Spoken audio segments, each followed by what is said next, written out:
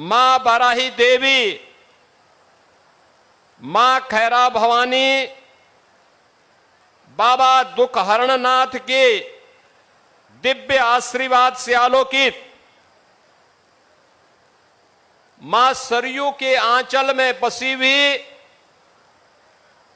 ऋषि मुनियों की साधना से पावन इस धरा को कोटि कोटि नमन करते हुए देश की आजादी के लिए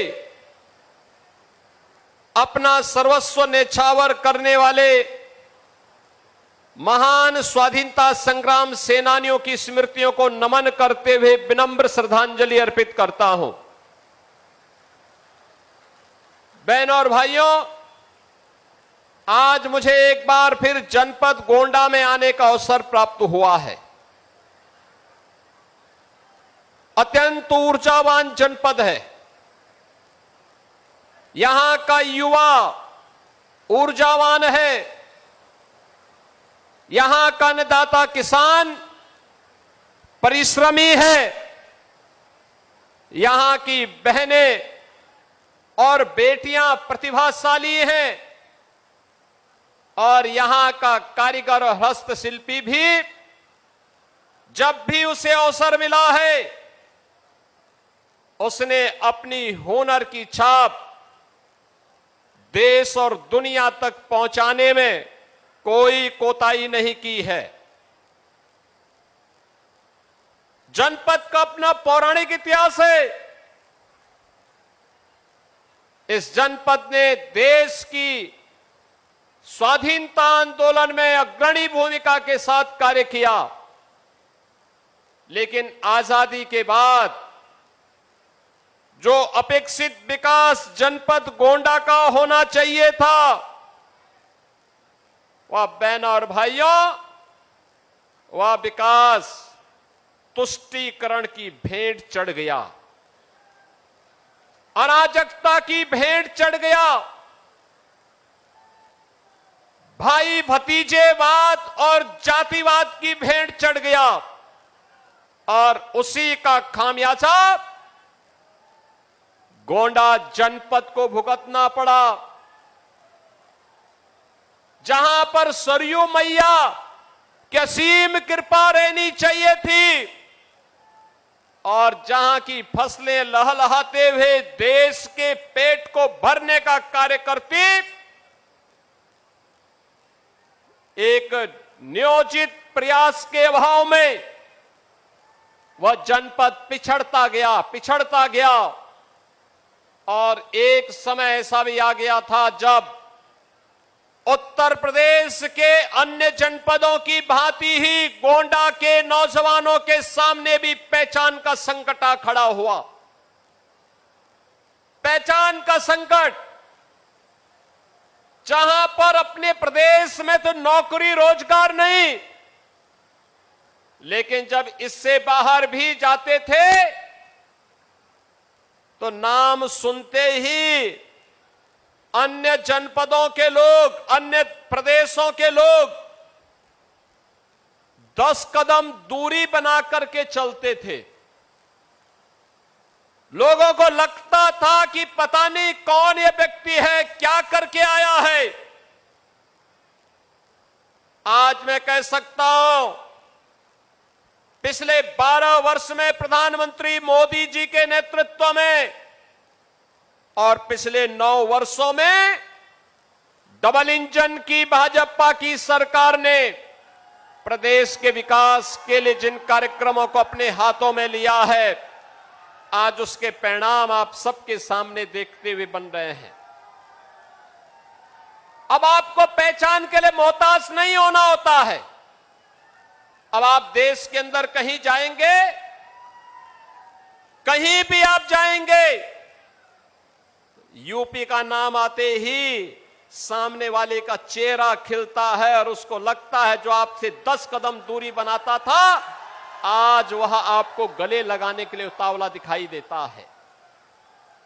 आज आप गोंडा से बाहर किसी जनपद में जाएंगे, आज वह आपसे दूरी नहीं बनाता है, आज वह मित्रवत व्यवहार करता है, क्योंकि उसे मालूम है अयोध्या के बगल वाला जनपद गोंडा ही है। भगवान श्री राम के सीम कृपा प्राप्त करनी है तो गोंडा के नौजवानों के साथ दोस्ती करो, मैत्री करो, भगवान की अनुकंपा भी प्राप्त हो जाएगी।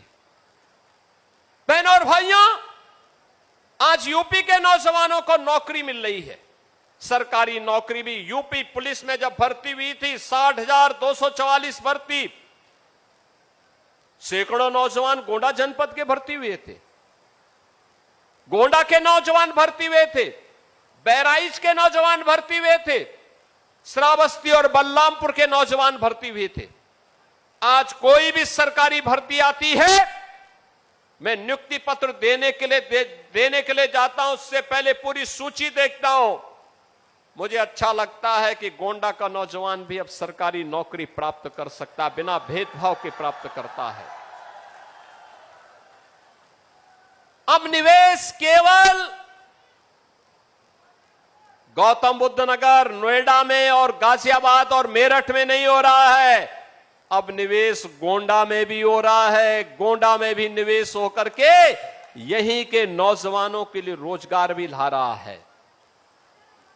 विकास कैसे होना चाहिए, मैं अभी मंच पर देख रहा था, मंच पे देख रहा था मैं, लगभग 20 लाभार्थी थे अलग अलग योजनाओं के।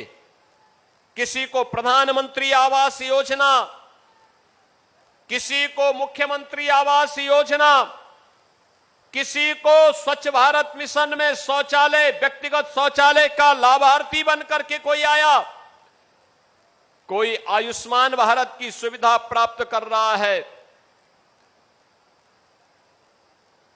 किसी को उज्ज्वला योजना का लाभ मिल रहा है, किसी बेटी को मुख्यमंत्री कन्या सुमंगला योजना का लाभ मिल रहा है, किसी को दिव्यांगजन पेंशन, किसी को निराश्रित महिला पेंशन और किसी को वृद्धावस्था पेंशन का लाभ प्राप्त हो रहा है। चेहरा नहीं देखा जा रहा है, जाति नहीं देखी जा रही है, क्षेत्र नहीं देखा जा रहा है, देखा जा रहा है एक कि अगर पात्रता की श्रेणी में है कोई भेदभाव नहीं होगा। हर पात्र व्यक्ति को, वह किसी जाति का हो, किसी मत संप्रदाय का हो, अगर वह पात्रता की श्रेणी में आता है उसके साथ कोई भेदभाव नहीं होगा, उसको योजना का लाभ दिया जाएगा। और यही तो मोदी जी ने कहा था, सबका साथ और सबका विकास। कल्याणकारी योजनाओं का लाभ सबको, विकास की योजनाओं का लाभ सबको, बिना भेदभाव के योजनाओं का लाभ देंगे, बिना भेदभाव के विकास की योजनाओं को गांव और घर घर तक पहुंचाने का काम करेंगे। लेकिन अब वह नहीं होने देंगे जो 2017 के पहले होता था। 17 के पहले मुझे याद है मुझे 2015-16 में इस गोंडा में भी दुर्गा पूजा के समय दंगा करने का प्रयास हुआ था।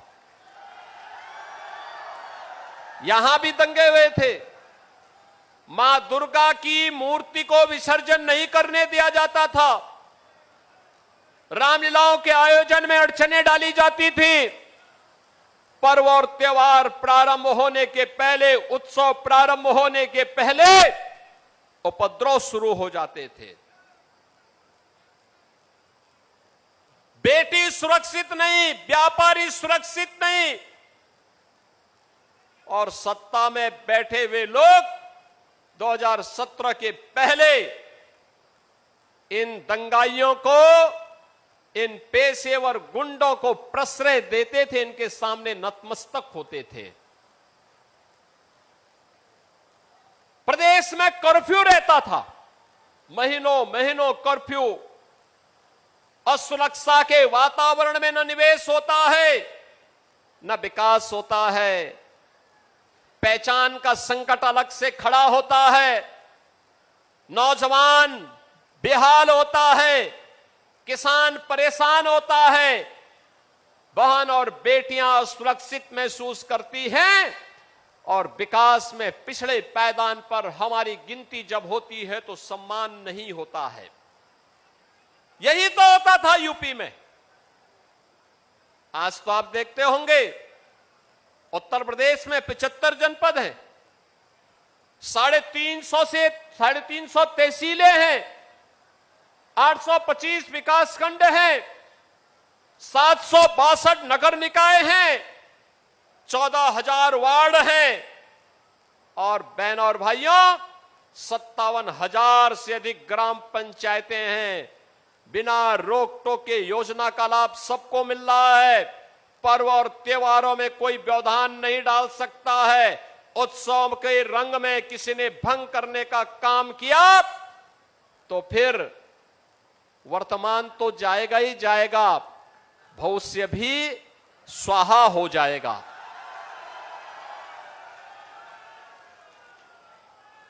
अब कोई रंग में भंग डालने का काम नहीं कर सकता, पर्व और त्योहार में व्यवधान नहीं डाल सकता। और डबल इंजन सरकार की क्या ताकत होती है, वह ताकत देखनी है तो जो 500 वर्षों में कभी नहीं हुआ। अयोध्या में मर्यादा पुरुषोत्तम भगवान श्री राम के भव्य मंदिर के निर्माण के बाद वह कार्य होकर के आ गया।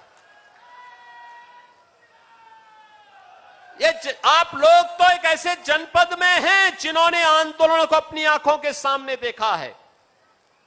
जो पीढ़ी 40 वर्ष से ऊपर की है उसने आंदोलन में भाग भी लिया और उस आंदोलन के दौरान तत्कालीन सरकारों के द्वारा